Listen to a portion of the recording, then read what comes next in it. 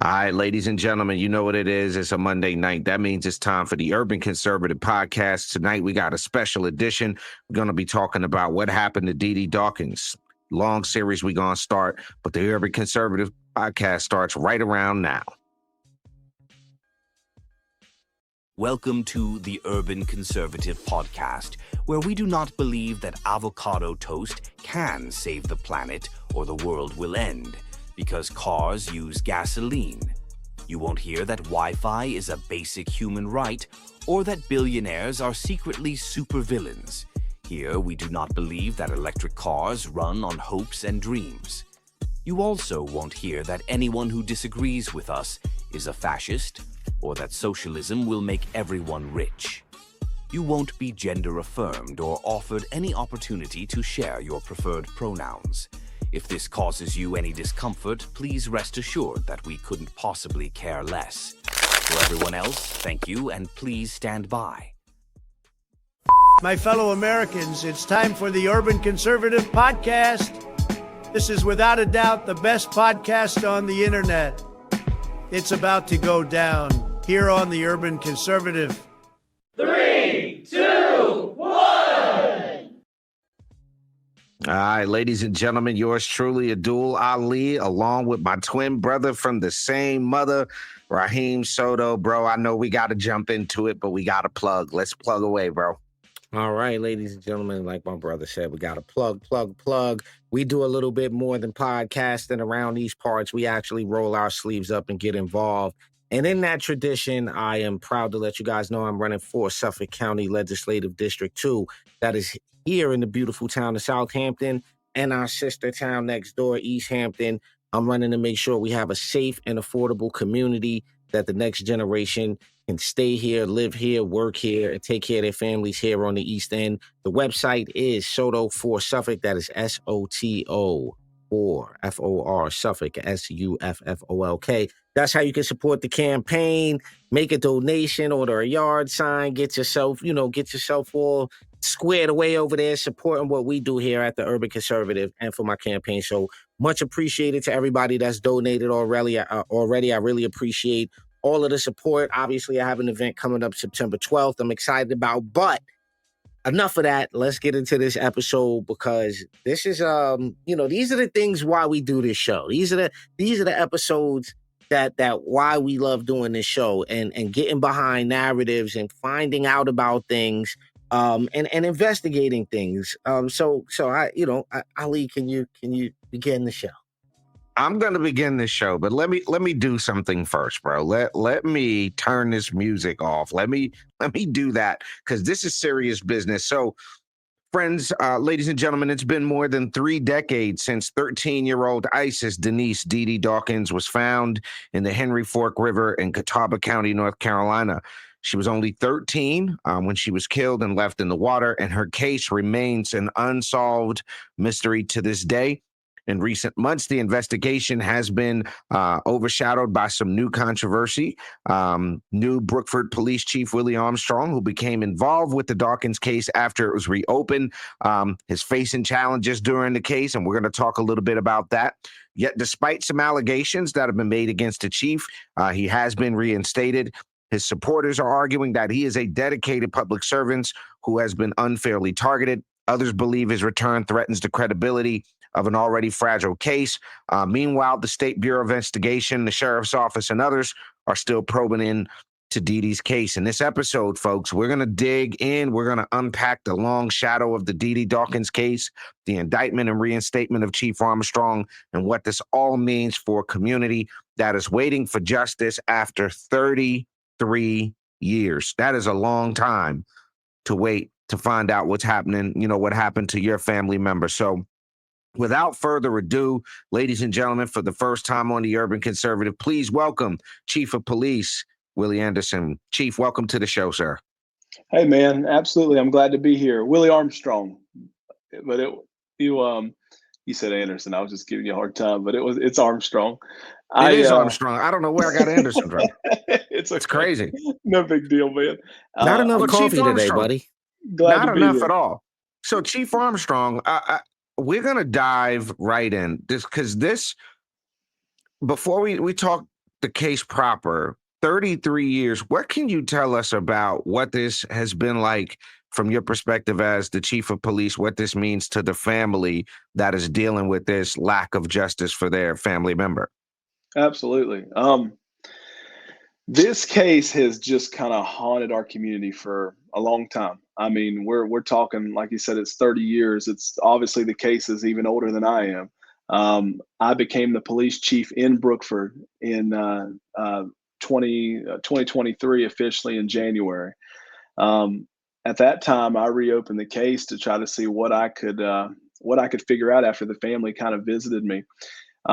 We officially reopened the investigation back in July. So July of 2023, roughly, is when we reopened the case, and it's just terrifying. I mean, it's one of those things that you you read it and try to wrap your mind around it. But like you said, she was a 13-year-old child. She's had no justice. Unfortunately, the family, I don't feel like, has had any closure, and Mm. it's haunted our community because there's been nobody to solve the case. And then in addition to that, it's just something that everybody had heard about. I had heard about the case a little bit growing up as a child, so I never thought in a million years, I'd be the guy to be opening the case back up to look into it. But here we are, and we've made some extremely good progress in the case, but it's just unfortunate what's really happened to this little girl. Right. Wow, you want to jump in, son?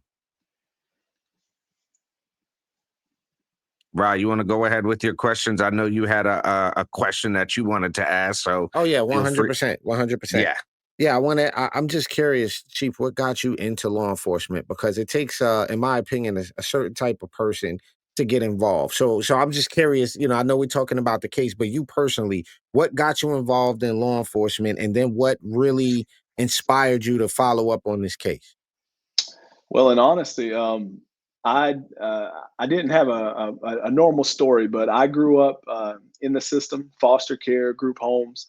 I was homeless. My parents in and out of the prison system my entire life, and I just kind of wanted to change. It's one of those things where it's like you can be a product of your environment, right? A reproduction of your environment, or you can go out here and do something Mm. completely different. And so, from very early on, I knew I didn't want that life. I had saw what that had done for my parents and stuff, and that just wasn't what I wanted. So law enforcement was always something on my mind, and I had some good mentors along the way that I met, and just good people in my life that I tried to stay out of trouble and do the right thing. And I actually initially got into I became an EMT. I wanted to do something with Mm. emergency services. So as soon as I was 18, I was on an ambulance, and I did that for a few years. And then I got into law enforcement as early as you could go at 20 years old, and I've been doing that ever since. And it's just, I worked my way. I worked at originally started off at a place called Statesville Police Department here in North Carolina, and then went over to Iredell Lincoln, County. Okay.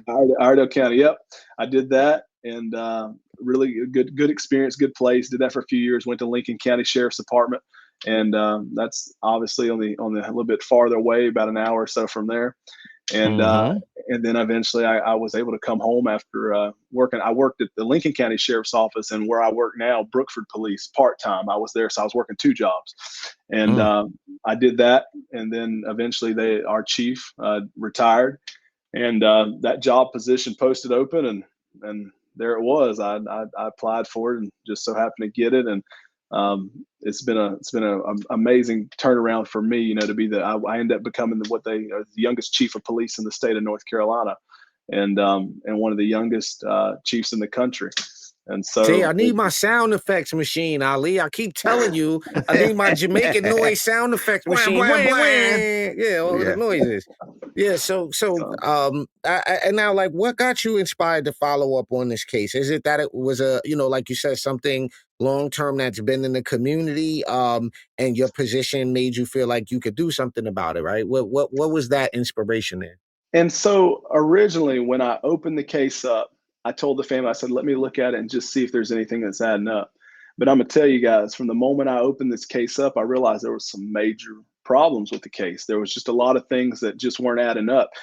For one in particular, it took me over a year before I was even able to get a report for the case. So the way Brookford is, we're a very small city, and so in the 90s, 1992 particularly, we used the sheriff's office to work a lot of investigations because it was a one-person department. It's a very tiny mill town. That's just the way that it is, and I started originally reaching out to the sheriff's department to see what information, I could find out on the case after the family approached me, and there was nothing. Mm. I found one news article online, and that's what really got me intrigued.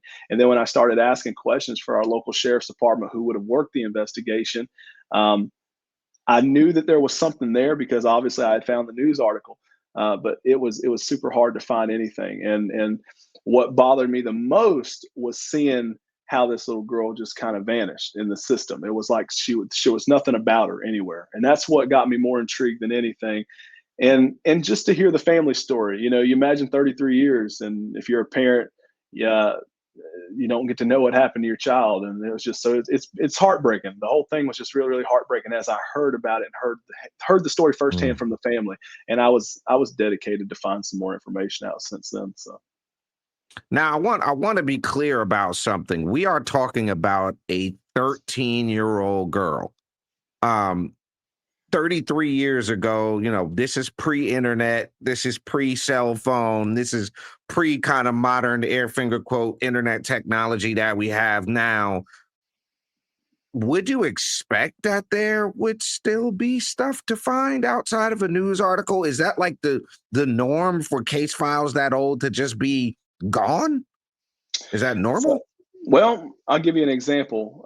15 minutes from us was Asia Degree, right? Asia Degree is a very well-known case of a young child who went missing, right? And she happened just a few years after Dee Dee. And they had a billboard in Brookford with her picture on it for many, many years, right? There's nothing about Dee Dee. That's a very unusual circumstance. There's nothing about Dee Dee there. You couldn't find. I found one article, and it wasn't even her own article. It was an article in relation to a man named Glenward Ed Chapman, who was exonerated after being put on death row for, I think, 14 years and wrongly prosecuted by local law enforcement.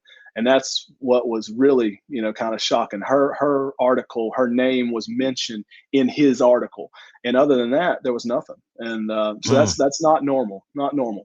So Ali, real quick, I have to ask: when we say nothing, right? Are we saying there's just some notes, or are we saying nothing? Well, originally there was nothing. It took them a while to even locate any kind of report. In fact, when I reached out to the local sheriff's office and told them, this is what I'm looking for, it took a while. And I think originally they provided me with less than 20 pages of content, as if that was everything. And I'm like, whoa, this is all we've got on a 13-year-old that was a homicide victim, Rob, what else? I thought you were going to. You set that up like a segment, so I don't know. I didn't know. So here's the one thing I want to touch on this, and I kind of, before we cut to commercial, I kind of want to figure this out. It appears to me that when you have a 13-year-old, what is that? Not middle school, but that's just getting ready to go to high school, right? Do we know what kind of young lady this was? Was she like popular in school? Like, what do we know about Dee Dee from what we were able to glean from what you've been able to find? Yeah, man, Dee Dee was a special child from what I've been able to learn about Dee Dee. Dee Dee had a lot going for herself. So she was an extreme basketball athlete. In the Brown Pen is what they call it, was our recreation center. Towards our area, until this day, she has her own basketball tournament every year in her name. So her family says she was going to be a basketball. They figured she would have had a basketball scholarship. She was just extremely good at playing sports. She was, they said she kind of was like a tomboy, but she could play about any sport you wanted. She was very friendly. From the impression that I've done in my investigation, she was very just a genuine girl, very trusting, very loving girl, and just had a lot seemed like and when it had some comedy side of her too. I heard a lot of stories about that. So she seemed like she had a lot going for her. Wow. Ladies and gentlemen, we are talking with Chief Willie Armstrong from Brookford, North Carolina, about the case of Dee Dee Dawkins. We are going to take a very, very quick commercial break. When we come back, we're going to talk about more about where this investigation is now and where we see things going. You're watching the Urban Conservative Podcast. Y'all don't move. We'll be right back. The Urban Conservative is sponsored in part by Gyra Family Farms, providing your family with fresh meat, eggs, poultry, produce, and so much more. Visit gyrafamilyfarm.net to find out about their summer farm camp program, events and classes, and their exclusive Farm Share membership, which will give you 15% off all your purchases. Again, visit gyrafamilyfarm.net to find out more.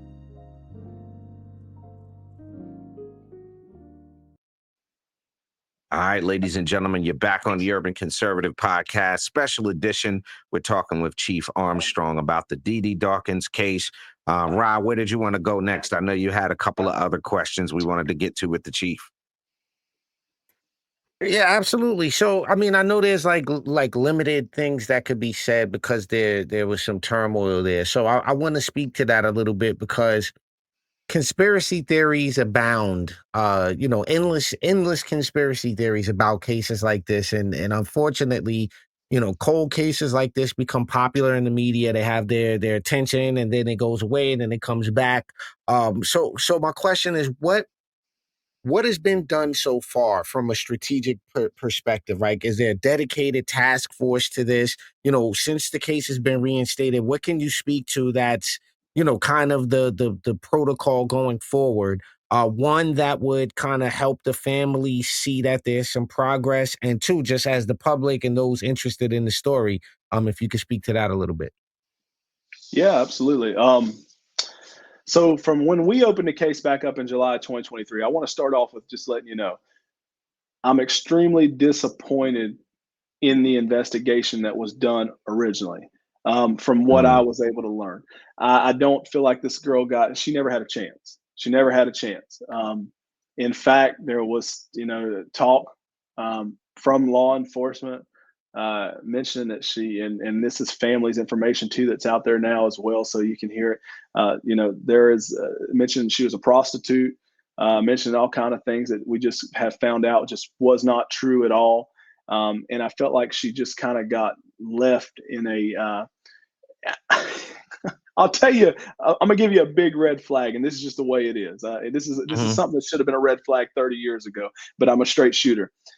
Brookford in the 90s didn't even have any black people that lived there. So when a 13-year-old black child was found in Brookford in a river, it should have really sparked some kind of I would say more controversy than what it did. You couldn't even go through this area at this time. Unfortunately, that's just the way that city was. I mean, the demographics were if you were of color, and I've talked to many residents now to tell you, and they'll tell you that's just the way it was. You didn't come through there. That's like one of them sundown town kind of get out of there by sundown things. And they've made a lot of progress from then. But yeah, I mean, in that time frame, this was not an area that you would be at if you were a person of color. So that is the biggest thing. I'll tell you, going back into us, what we've done is I opened the case back up myself with a couple of other folks from my police department, and we started looking back into things. We were re-interviewing people, we were re-interviewing witnesses and people of interest and stuff like that in the case. And we just have been able to obtain a lot of information that some of it was obtained back then and not followed up on, things like that. But you'd be surprised how people will talk after 30 years goes by. There's some people that will say things now that wouldn't say things then. As far as what we've done is we've dedicated, a lot of manpower time just as an agency, just trying to reopen and interview people. And we made some really good progress in the case to the point where I'm very confident about could it have been prosecuted? Absolutely. And can we prosecute now? I think that we have a chance. Absolutely. I think that what happened is we're being derailed. and that's not an understatement. We're being derailed. if you know, we're being derailed from our original investigation. They're trying to take the focus off of Dee Dee Dawkins' case and what happened 30 years ago, and they're trying to stop us from being able to solve that now. You know, I'll give you an example, and I'll leave it here. Our local sheriff's department, the SBI, North Carolina State Bureau of Investigation, and those are usually some pretty good folks. I think we're just dealing with a bad group of folks that we're dealing with down here. But bottom line is, they didn't have the little girl listed on the website. Okay, now I want you to understand this case is supposed to be a unsolved murder of a 13-year-old child. She's not listed anywhere. She's not listed on the website. They have cases on the sheriff's department website that was going back up until 3 weeks ago when the family called and complained and complained and complained. And finally, they put the little girl on both websites, I believe now, the SBI and the sheriff's department. But for 30 years, they have cases going back to the 80s, the 70s, and her case is not even listed on there. It's like they wanted her case to fade away. And you've got to ask yourself, this is not a conspiracy, but why would that be the case? Why would that be the case? You got a 13-year-old child, you've not listed her, she doesn't have a billboard, there's no news article, she's not listed as an open case on a website. In fact, I'll tell you, since reopening the case, they had closed the case with her. Her case was closed. And if it's closed, that means that, you know, what has happened there? The lead's been exhausted. Is the case solved, right? And her case was never solved, and this is a 13-year-old child. What happened? And so that, and I think the rest of it speaks for itself. I think we have been able to obtain and figure out exactly what's happened. And unfortunately now we're fighting with a rough group of law enforcement and politicians. So Chief Armstrong, one of the things we do on this platform is we're students, right? So I'm going to ask my brother a question, and he didn't know I was going to do this. Okay. Would it be weird for me to say that even though Brookford as a town has made progress, obviously they've got a young black, clear, minority chief, they've made some progress. Would it be weird that people who back in the early 90s who, may have had a different racial opinion are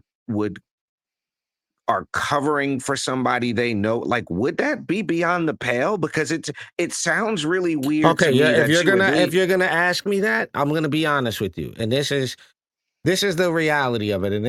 And Chief, this is nothing to do with you. I'm telling you right now, I feel that there has to be that, because this doesn't seem like the normal protocol. This is, I don't care what generation you put this in. The things that he just described aren't mistakes. Those aren't done by mistake. That's not an accident. My spider senses were tingling, and I'm like, Well, you can make it black, white, whatever. And I'll say this before we go to commercial, that and Ali, I'm pretty sure you'll agree with this. This is kind of why we do what we do here and why we get involved. I go to Walmart, I go to some of my grocery stores, and I see that wall of missing children, and I don't understand. Like, I stand there and it just grows and grows and grows, and it never changes. And so it is it's incumbent on us to look at these cases. It's incumbent on us, especially as people that are aspiring to be in politics and in law enforcement, that we fight for justice for these people and get law enforcement the resources that they need. I don't understand living in a place where we're not going to make sure law enforcement has every single tool necessary to have a cold case file in cities, unfortunately, where we have cold cases. Or that our investigators, like, who's hindering an investigation into a, unfortunately deceased and abused child? Like, who's? So I'm sorry to make it that long, but I'll tell you, this is just so sad. It's heartbreaking, and she deserves justice, as all of the children do that have been through this, and the families that have been through this terrible, terrible situation. It's absolutely terrible, Ali. Yeah. It is. Ladies and gentlemen, we're going to take one more quick commercial break here on the podcast. Don't go anywhere. We've got a few more questions for Chief Armstrong. We're talking about the case of Dee Dee Dawkins here on the Urban Conservative Podcast. We'll be right back, y'all. Don't move. Carry Discount and Capital Appliance Repair is your trusted partner for appliance repairs and home services. When you're dealing with a malfunctioning refrigerator, dishwasher, washer, or dryer, we have the expertise to keep you running smooth. Visit us online or call 919-468-5860 today for Carry Discount and Capital Appliance Repair.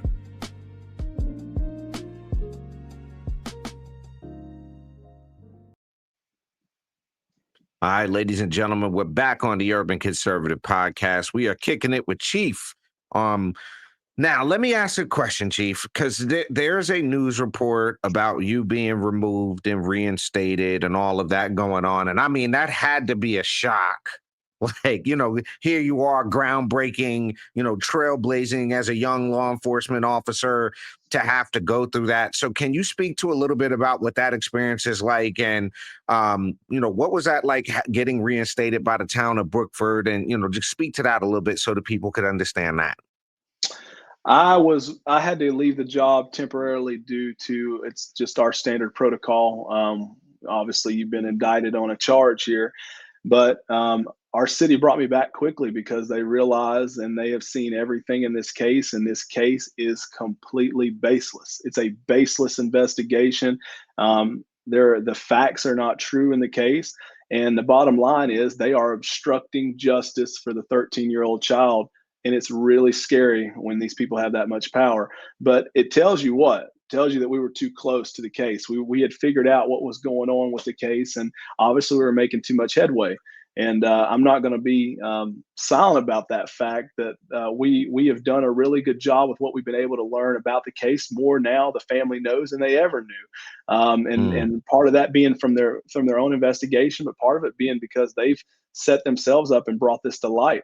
But the bottom line is they've obstructed this investigation majorly, and it was scary. You go from never being in trouble a day in your life to never been in trouble, man, and done everything right to try to not end up on that same side of the fence I was just telling you about that I grew up on, man.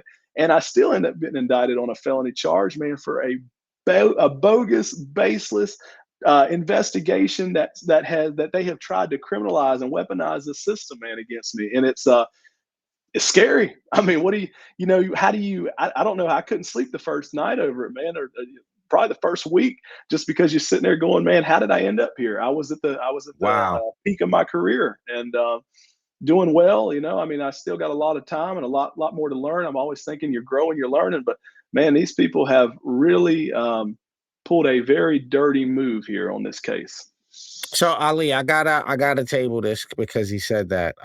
Yep. It's something that I've learned about, and I'll consider, the situation you're in. It is unfortunately is somewhat a political situation, right? There's politics at play here, and so it's amazing that at a national level, we see this kind of weaponization. And what we tell people here is when they get involved and why we need good people involved civically is so these type of shenanigans don't happen, so that people with a moral compass, people that are going to do the right thing no matter what. If you make a mistake, you say, hey, look, I made a mistake. I mishandled the evidence. I did whatever. We need moral, righteous people and sound people in positions of leadership, and not just leadership, but in positions of representation. So, but it's sad that the weaponization of those levers of power, those institutions, especially in this circumstance. So how do you deal with that? Was there any point that you feel like your life was in danger, or it never got to that point? Or did you have that moment? My life is in danger. There's no doubt about it. My life is in danger. When you'll take somebody's freedom for your own political gain and to stop whatever has happened here, and I won't hit on that too much because I think it's going to come out later on. But when you'll do something like that to somebody like me, a police chief, what else will you do, right? To the general public, or what else? How far will you go with this? But the thing is, what I keep telling people is, this little girl mattered. I want y'all to just hear me out on this. The indictment I got was for, originally they said I had tampered with or wiretapped this guy. Didn't happen. But then they said I tampered with evidence, right? Now, I want y'all to understand the reason that I met with the State Bureau of Investigation was to point out something important, like her evidence, her forensic physical evidence is gone. It is no longer, we cannot find it, been lost or destroyed. There's several news articles that's come out now because investigative reporters have went out and pursued this. And you tell me, none of these people have been charged right in this case. But remember, they're so concerned about me that they're charging me with tampering of evidence because they said 5 minutes of gun smoke that we thought might not been there. That's what all this investigation's over with. But the people that's lost or destroyed her original evidence, we have no investigation and they don't care anything about it. I mean, it's speaking for itself. I don't have to say a word. It's just let people do their own research. Yeah, I'm confused. So I'm trying to wrap my brain around the idea. I've never been in law enforcement, but I've been in the military. I served in the Army. So I've got, and I know it may be different worlds, Chief, but I'm trying to wrap my head around at what point do you give up trying to seek justice for somebody? Like, what do you got to have going on to where you target the guy trying to provide justice to a family? And that is something I think the public needs to understand. I'm sure you are grateful, and that speaks to the fact that the town, I don't know if y'all have councilmen or aldermen or what y'all call them in Brookford. Yeah. They had to have your back in this. So do you feel like the people in Brookford are supporting you in this? Yes, sir, man. They have been so good to me. I mean, I want to give it to them because the city council has had my back. The mayor has had my back. The town attorney has had my back. And that's just not something you get all the time. But the bottom line is when you look at something and you know it's insane, like this does not make any sense to anyone, but they're going after me anyways and trying this. You don't have, I think God kind of prevails in these situations because, I mean, there's only so much you can do. But guys, this is something that should have never, ever went as far as what this has went. But it further proved, our problem, what was going on, that we've got a problem within the system, especially it started back 30 years ago. And I could tell you so many problems with that case 30 years ago. That it was botched. The case has been botched 30 years ago, and I'm just now aware of it. But instead of looking into that and giving me the proper assistance to help me solve the case, they need to shut me up and take me out, and it's scary. But to speak to your answer, the city council has been amazing. Town of Brookford's been amazing, and I think that as long as I'm just a transparent guy, and I've been very transparent on what's happened, and anybody that's looked at this has said this is bogus. Let me ask this. Hold on. Before you do that, Rod, I just got to ask this. Is there anybody in the sheriff's office, police department, local law enforcement within a reasonable distance of where this happened that is still involved in because this 33 years is a long time. Is anybody still in law enforcement that was involved with the case originally?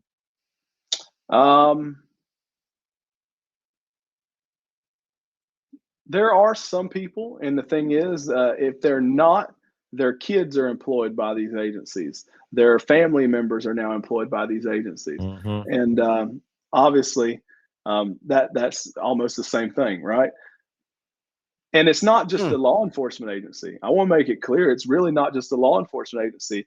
This is a problem that I have discovered. There are several agencies that I think that are involved. That is the Sheriff's Department, the North Carolina State Bureau of Investigation, specifically the Hickory office, along with the Catawba County District Attorney's office, that are making that because these are the people that have put these chess pieces together to try to push me out of this investigation.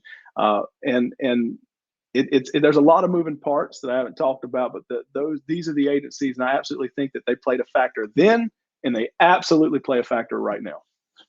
So Ali, real quick, I wanted to just go back for 1 second because of something you guys said. And for those of our listeners who know, the urban part of this means understanding reality beyond all narratives. And I just want to say, Chief, that I'm glad you put that out there, because when we talk about, sometimes these issues get racialized and it turns into a black and white thing. So for you to give props to the city, knowing the history of that place, I just want to give a big shout out to the city out there too as well, because at the end of the day, communities should grow. They should change and begin to reflect and look like the people who live there and the representation there. So shouts out to all of you guys. And I'm just super glad you touched on that, because we want people to get involved civically. We want people to follow what's going on with your local police department, with your sheriff's department, not just the good. Don't just show up for the book bag giveaway. Find Right. out what's going on. Go to You're your right. auditor's office. Look at what's happening. See the incident reports. Get to know your officers. Request a ride along.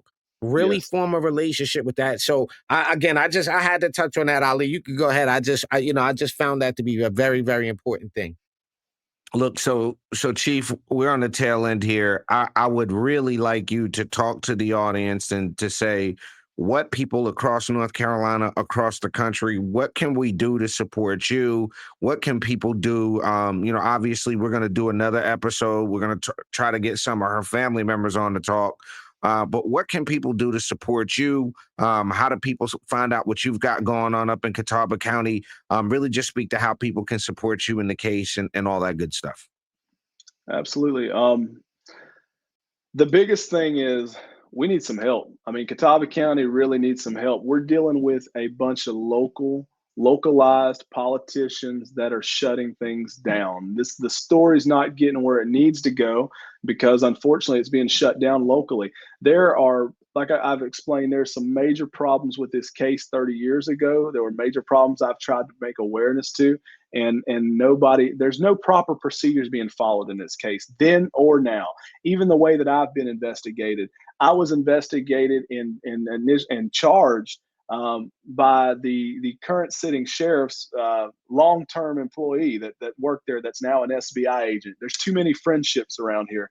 The SBI agent that charged me worked with our current sitting sheriff, who I'll just say is my political opponent, since 2012 at another police department. And then this guy becomes a sitting sheriff, and now this State Bureau investigator is working out of his office as a satellite office. And these are the people that have teamed up to charge me. And there's absolutely no proper protocol followed. I mean, I'm a police chief and I know how this works. Many times if we're going to request law enforcement especially for something, what they're going to quote this as is police corruption, they use a whole division called professional standards for the State Bureau of Investigation. Somebody that comes in from a different perspective, that doesn't have any ties to the community, so that no relationships are ruined. In this case, Right. None of that was followed. We're using local friends of a friend of a friend of a friend in everything that we're doing here. And therefore, I'm not getting a fair chance at this thing. So people have asked me, what can they do? It's get me some help from outside this area. It's talking to the Attorney General's office. It's talking to people that we need to get in here to really look at what's going on, because I have no doubt in my mind that if you come in here and look at what I've got going on, you'll see that this is a very crystal clear case of what's happening here. There's a lot of weaponization of the system and abuse of power going on down here. Well, as much as the current North Carolina Attorney General talks about wanting justice for North Carolina and not to politicize it, but this is something that I think they really should be paying attention to, especially given the fact that and we will never, as long as we're talking about this story, forget that there is a family seeking justice for a Yes. 13-year-old child. That we will not move away from.